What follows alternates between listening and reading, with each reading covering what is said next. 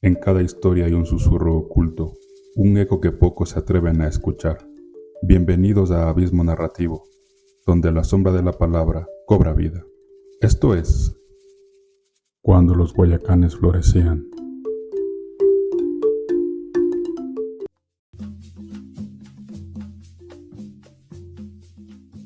Capítulo 11. Los gusanos en el charco. Firmada el acta de capitulación de las fuerzas facciosas, el gobierno se dedicó con toda energía a consolidar la paz en la provincia. Las autoridades civiles y militares fueron investidas de amplios poderes para reprimir cualquier brote de descontento y para eliminar todo vestigio de oposición. Temerosos de las represalias, los derrotados tomaron distintos caminos.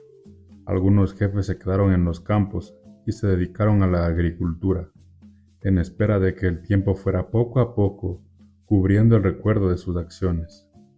Otros salieron de la provincia. La mayor parte de los soldados facciosos se dedicó a rehacer sus perdidos sembríos. Juan Cagua y Alberto Morcú se radicaron en Quinindé. Construyeron sus ranchos muy cerca del de Pedro Pablo Mina, un soldado faccioso que había abandonado sus terrenos para enrolarse en las huestes conchistas.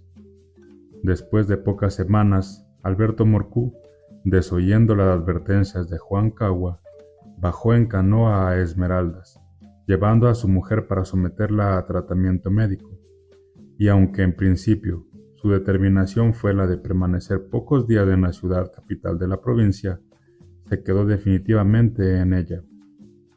Cerca de un año después de suscrita la capitulación, el gobierno nombró gobernador de la provincia a don Rodrigo Medrano de Pereira y Quesada, quien se trasladó a la ciudad con su familia, dejando su hacienda al cuidado de un hermano llegado de Guayaquil.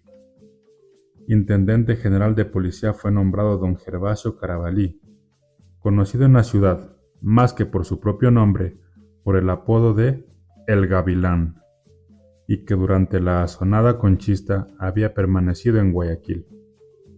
Con motivo de esta designación, se levantó en Esmeraldas una ola de descontento general. Era bien conocido de todos que el Gavilán tenía la costumbre de abusar de sus hijas. Antes de la revuelta tuvo relaciones incestuosas con la mayor de ellas, apodada La Bonga, en razón de la deformidad de su cuerpo. Precisamente pocas semanas antes de efectuarse su nombramiento, la menor, llamada Violeta, había caído víctima de la voracidad incestuosa de su padre, según ingenuamente declaró la menor, cuando fue llevada por su madre al consultorio del doctor Perlaza, facultativo guayaquileño, para que la examinara. En unas elecciones que el gobierno llamó libres y en las que votaron todos los policías y soldados, 2 y 3 veces cada uno, obtuvo el triunfo la lista de concejales, encabezadas por don Luis Toapanta, un comerciante oriundo de Cotacachi, llegado a Esmeraldas a raíz de la terminación de la revuelta conchista, propietario de un establecimiento comercial situado en la misma manzana en que se encontraba el almacén de Peterson Bros. Company. Don Luis Toapanta había llegado con su mujer y con 2 hijastras que tenían relaciones maritales con su padrastro, según se hizo público a los pocos meses de arribados a Esmeraldas. Debido a un fuerte altercado entre las 2 hermanas, que obstinadamente se disputaban un corazón que no les pertenecía, y a raíz del cual la mayor de ellas, que estaba a punto de ser madre, tuvo que abandonar la casa.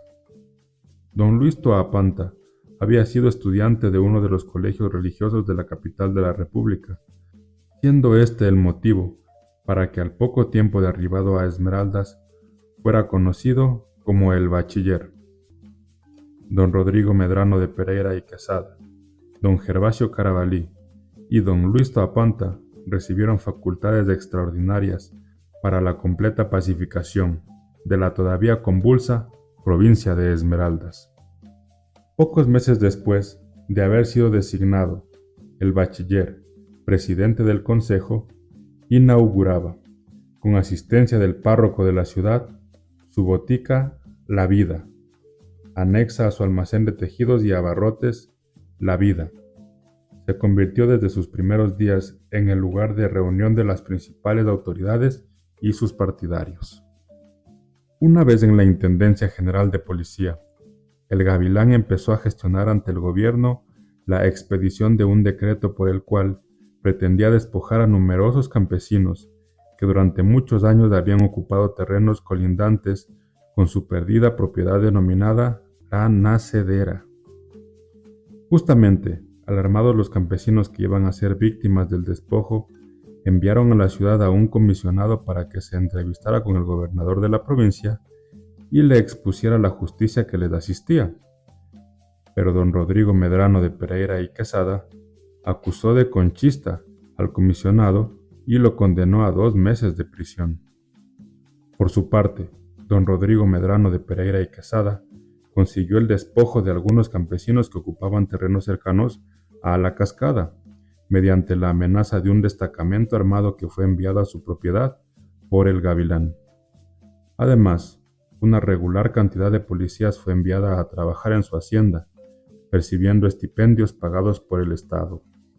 El fraude electoral, consumado en los comicios para elegir concejales, todos los cuales, excepto solamente uno, eran ciudadanos venidos de otras provincias. La prisión de pacíficos ciudadanos, que protestaron por los abusos que empezaron a cometer las flamantes autoridades, los nombramientos de funcionarios que sistemáticamente fueron recayendo en personas sin mayores raigambres en la opinión pública, sin prestigio ni capacidad, y a veces consideradas como la escoria de Esmeraldas. La importación de una considerable cantidad de manavitas e interioranos para el desempeño de modestos cargos que pudieran ser ejercidos por esmeraldeños. Todo esto y mucho más, llevado a cabo bajo el signo de la pacificación, engendró el descontento. Las censuras y las protestas, disgregadas al comienzo, fueron influyendo hasta dar nacimiento a una potente voz, la de la provincia aún ensangrentada que anhelaba seguir por nuevos senderos y que se oponía a una nueva devastación, acaso tan funesta como lo que habían consumado las fuerzas leales y facciosas. Domitilo González, sensible como esmeraldeño a la nueva tragedia que veía avecinarse, comprendió que se acercaba otra era de amargura y de peligros, pero que, como hombre de Esmeraldas, estaba en la obligación patriótica de luchar contra los que, acomodados en los cargos públicos, empezaban a devastar otra vez la provincia, mientras hablaban cínicamente de la pacificación y de la consolidación de las conquistas de Alfaro. Adquirió una vieja imprenta que durante los años de la revuelta permaneció abandonada por su propietario y empezó a editar El Pueblo, un semanario que, en algunas ocasiones, fue una tribuna en donde los jóvenes esmeraldeños expusieron los problemas provinciales, especialmente aquellos derivados de la terminación de la asonada, y en otras, un grito enardecido de protesta por los abusos de que estaban siendo víctimas humildes campesinos, perseguidos en la nueva era por el delito de haberse enrolado en las huestes que pensaron vengar el arrastre del general Alfaro. Junto con Domitilo González, se alistaron y lucharon en primera fila contra el grupo del gobierno encargado de la pacificación, el comandante Valladares, militar retirado oriundo de la provincia del Carchi, y Jacinto Montes de Oca, maestro de escuela, llegado de Guayaquil. En cierta edición de El Pueblo, Domitilo González publicó una poesía política, cuya estrofa substancial decía: «Os alzáis orgullosos en medio de la escoria y vivís del miasma que filtran los pantanos. Por eso, yo le pido reverente a la historia que olvide vuestros nombres y os designe gusanos». Pronto la estrofa de esta poesía se popularizó en todas las capas de la población, y desde entonces el apodo de gusanos sirvió para designar a todos los elementos degenerados y corrompidos de Esmeraldas. «Tagua», gritó un día el cable con ancha voz venida desde las tierras gringas. «Tagua», rugían desde desconocidas lejanías las factorías con sus fauces abiertas, sus entrañas voraces y sus tentáculos de hierro alargándose hacia el trópico verde y calcinante. «Tagua», exclamaban los agentes de las firmas compradoras de marfil vegetal con voces henchidas de alegría. presintiendo la riqueza que traería la prosperidad comercial. Tagua, coreaban los comerciantes de la ciudad con los ojos dirigidos durante todo el día hacia arriba del río, por donde venían veloces, como potros sin freno, las balsas cargadas que atropelladamente eran amarradas con gruesos bejucos a los muelles, plantados en medio de espumantes remolinos. Tagua, repetían gozosos los cuadrilleros, negros casi todos, con el torso desnudo, mostrando jubilosamente sus dentaduras blancas e íntegras mientras se echaban sobre sus hombros deformados y fibrosos sacos y canastos llenos de tagua, mojada siempre con el agua turbia del río crecido. Tagua, decían con cierta tristeza las mujeres peladoras que se dedicaban a la dura tarea de sacar la corteza de las pepas con machetes y tambos, y que a lo largo del día, desde el amanecer hasta la sombra, hacían sonar con sus primitivas herramientas de trabajo una música cristalina y agorera, y que al terminar la jornada se iban a sus ranchos de paja a preparar el tapao, o se iban por el pampón a comprar algún marisco para reponer las energías perdidas bajo soles inclementes.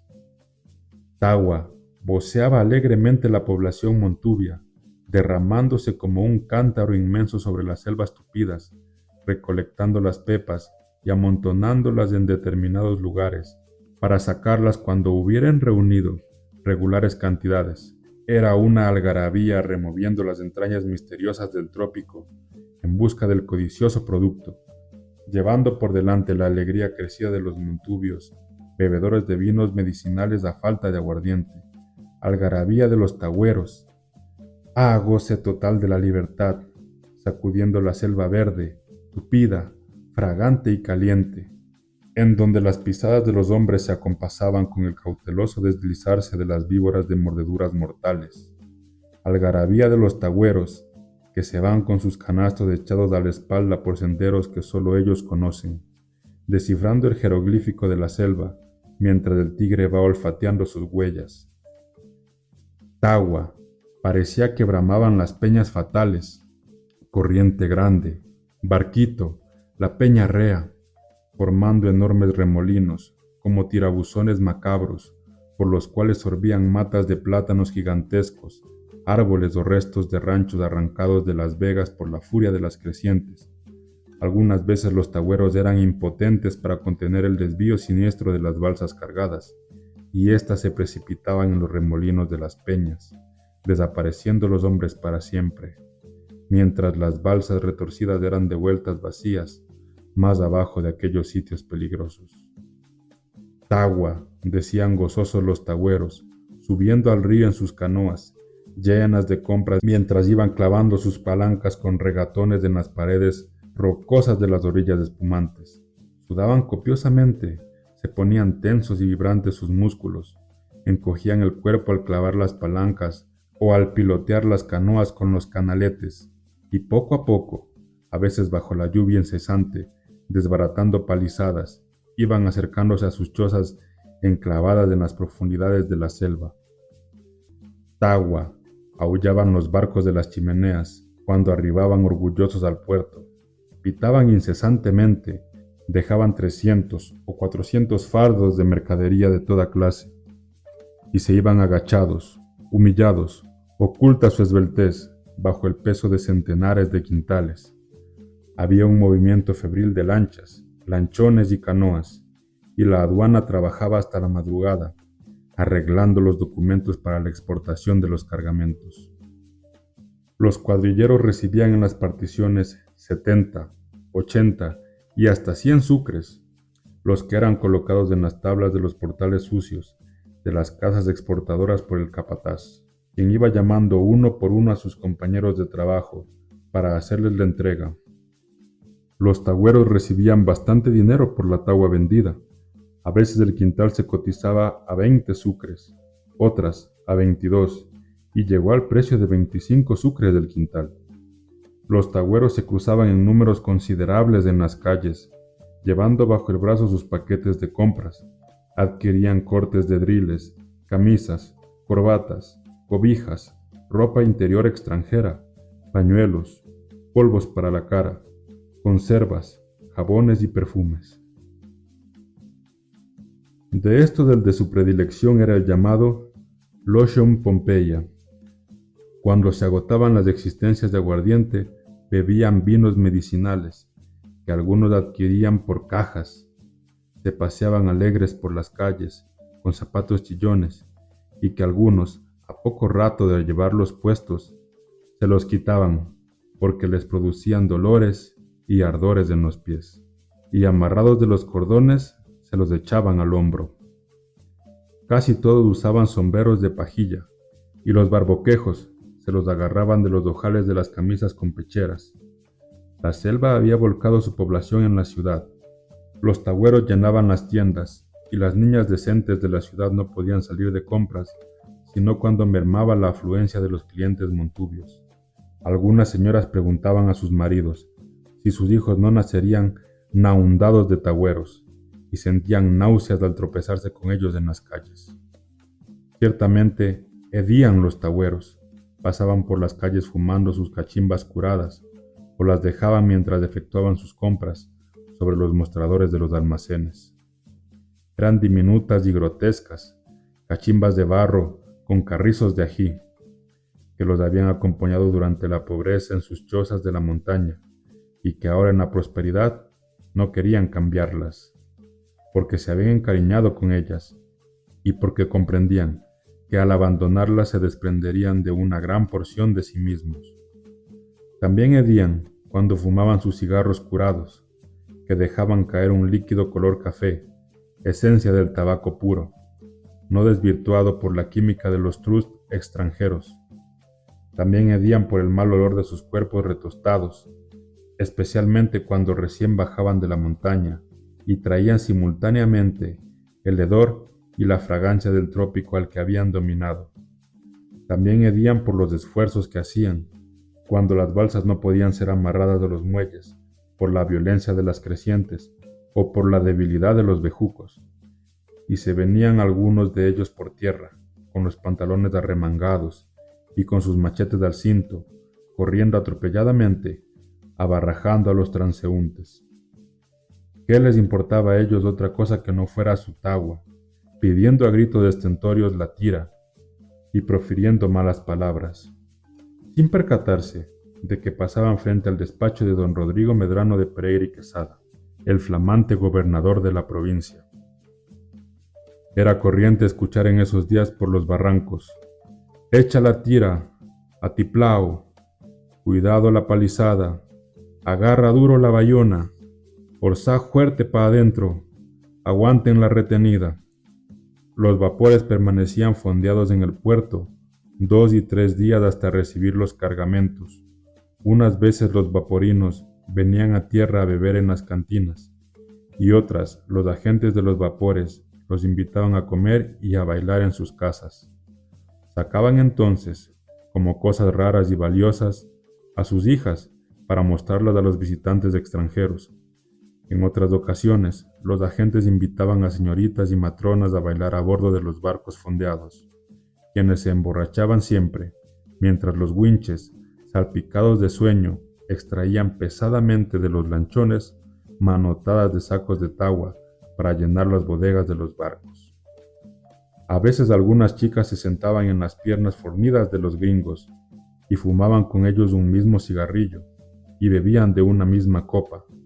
La mayoría de los cuadrilleros, burlando la vigilancia del capataz, como por turno, se escapaban del lugar de la cubierta en donde se efectuaba el trasbordo y se acercaban a los salones iluminados, llevando por delante una sonrisa para conquistarse la simpatía de los vaporinos. Pero eran recibidos con potentes «Get out, son of a bitch». El grito del guarda de aduana, encargado del chequeo de la carga, relevado 2 y 3 veces, se alargaba, como un brazo que pidiera socorro, hasta la madrugada, y se notaba que a la voz también iba lentamente derribándola el sueño. El cuadrillero que daba la señal al winchero continuaba agitando pesadamente los brazos, y al amanecer, ingenuas muchachas regresaban de novias a la ciudad, y esperaban desde entonces la llegada de los vaporinos, que vendrían en el próximo viaje del buque a casarse y a radicarse definitivamente en tierra, para llenar, para orgullo de sus familias, las casas de gringuitos. Cuando Juan Cagua, dejando a sus compañeros, llamados Pedro Pablo Mina y Otoniel Valverde, al cuidado de la balsa amarrada, subía al muelle de Peterson Bros. And Company y se dirigía a dicho establecimiento a informarse del precio de la tagua, vio dirigirse hacia él un mozo vestido elegantemente, que llevaba tirantes relucientes y una corbata de vistosos colores que el viento obstinadamente echaba sobre su hombro. Cuando estuvo frente a Juan Cagua, cerrándole el paso, le dijo: «Un momento, tengo que examinar esa tagua». «¿Por qué?», le preguntó sorprendido Juan Cagua. «Tenemos en la comisaría la denuncia de doña Jacinta». «Un momento», y dirigiéndose a un negro que estaba sentado al borde del barranco, añadió: «Sindulfo, ven acá. Esta parece la balsa que viene de los terrenos de doña Jacinta. Vamos a examinarla». «Allá voy, joven Pompo», le contestó el negro levantándose y dirigiéndose hacia el muelle. Ante el asombro de Juan Cagua, de Pedro Pablo Mina y de Otoniel Valverde, el joven Pompo y Sindulfo bajaron a la balsa cargada. Tomaron luego algunas pepas de tagua entre sus manos, las golpearon entre sí, luego se fueron a la popa de la balsa, hablaron algo en voz baja y subieron al muelle. «¿Qué pasa, señor?», preguntóle Juan Cagua. «¿Qué pasa?», le repitió el joven Pompo con marcado desprecio. «¿Todavía te atreves a preguntar qué pasa? Pues lo que pasa es que esa tagua viene de los terrenos de doña Jacinta, y que ahora mismo vas preso, so ladrón». «¿Cómo?», le replicó Juan Cagua. «Esta tagua la hemos sacado de adentro de Quinindé.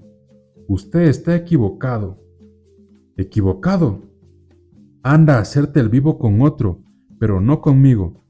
Los curiosos empezaron a aglomerarse en el muelle, y Pedro Pablo Mina y Otoniel Valverde abandonaron rápidamente la balsa y subieron.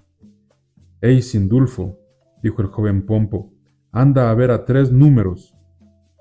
El negro subió rápidamente y se perdió en el malecón en busca de los 3 gendarmes solicitados por el joven Pompo. «¿Qué es lo que pasa?», preguntó Pedro Pablo Mina, abriéndose campo y poniéndose frente al joven Pompo. «Dice», le contestó Juan Cagua, «que la tagua que hemos bajado es de los terrenos de doña Jacinta y que nos va a mandar presos por ladrones». «¿Presos?», preguntó Otoniel Valverde. «Es orden superior», dijo el joven Pompo, con una voz en que se notaba el temor de ser agredido por Pedro Pablo Mina.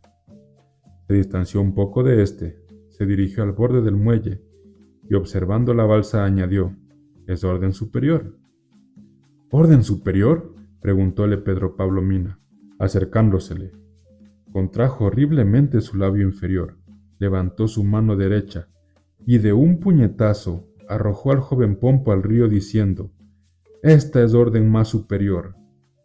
El joven Pompo se hundió en las aguas turbulentas del río y por un momento algunos espectadores temieron un serio desenlace.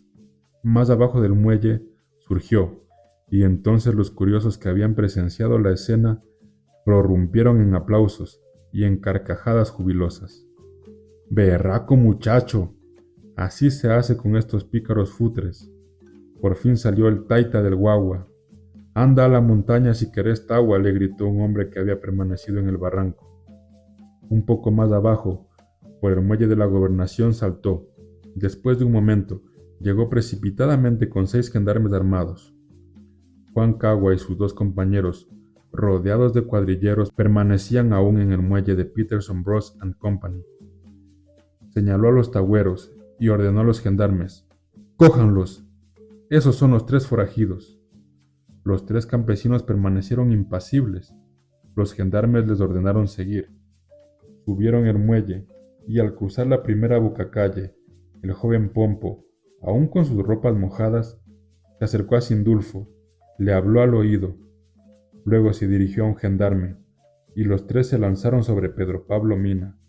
Lo estropearon malamente y cuando pudo establecerse el orden, la cara de Pedro Pablo Mina era una masa ensangrentada y deforme, de la cual no obstante emergía una sonrisa triunfal.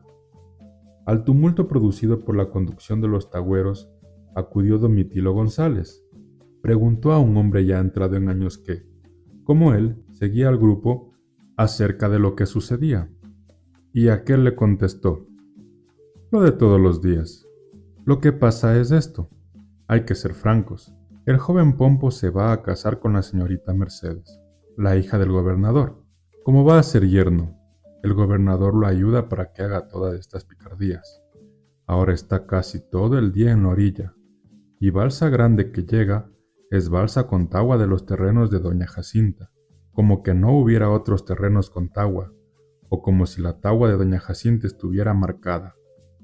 Coge las balsas, las vende, y desde la una mitad es para la iglesia para mejoras que van a hacer en el templo, y la otra mitad para la policía, para componer los calabozos de los presos, según lo ha dispuesto doña Jacinta.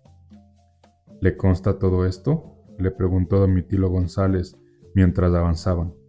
¿Que si me consta? ¡Ja, ja, ja, ja, ja!, rió el viejo. ¿A quién no le consta? En la semana pasada cogió la balsa de mi compadre Fortunato, porque dijo que venía de allá. En la semana de más abajo cogió la balsa de unos tales micoltas, y cuando ve una balsa grande, con bastante tagua, se le abre la agalla. ¡Maldito! ¿Y las autoridades?, preguntó Domitilo González, con el objeto de conocer la opinión del viejo. Las autoridades. ¿Ya no le digo que el gobernador va a ser el suegro del joven Pompo? ¿No sabe que de intendente está ahora el Gavilán? Sí, sí, dijo Domitilo González como ausente, mientras continuaba avanzando. Luego dejó atrás al viejo y se perdió en el tumulto. Juan Cagua, Pedro Pablo Mina y Otoniel Valverde fueron conducidos al cuartel general de policía y metidos a los emparedados. Al segundo día los sacaron de allí y los dejaron en el patio, junto con los otros reclusos. A la noche los encerraron, como a los otros detenidos, en los calabozos. Una mañana fueron llevados al despacho del comisario, quien les manifestó que estaban detenidos bajo la acusación de haber robado tagua de los terrenos de doña Jacinta, y les dijo que si tenían testigos que probaran lo contrario, debían presentarlos. Los campesinos le manifestaron que allí mismo en la cárcel había 3 detenidos a quienes ellos conocían, pero que estaban acusados del mismo delito. El joven Pompo se levantó indignado de su silla. Dijo que no podían ser admitidos por ser también ladrones, y recordó al comisario el deber patriótico de conseguir la paz, orden y tranquilidad, eliminando los últimos vestigios del bandolerismo conchista.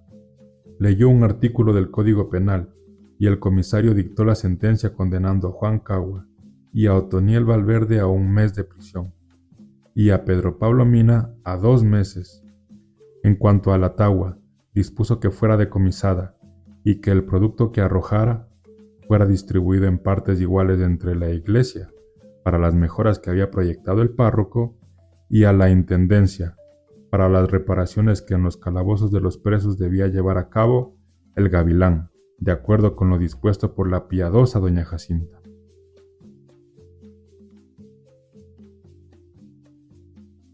Las páginas siguen abiertas.